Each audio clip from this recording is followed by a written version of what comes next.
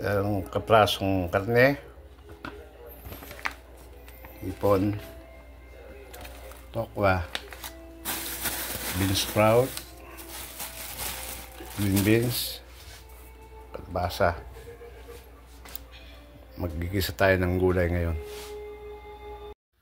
Prituhin muna natin ang tokwa.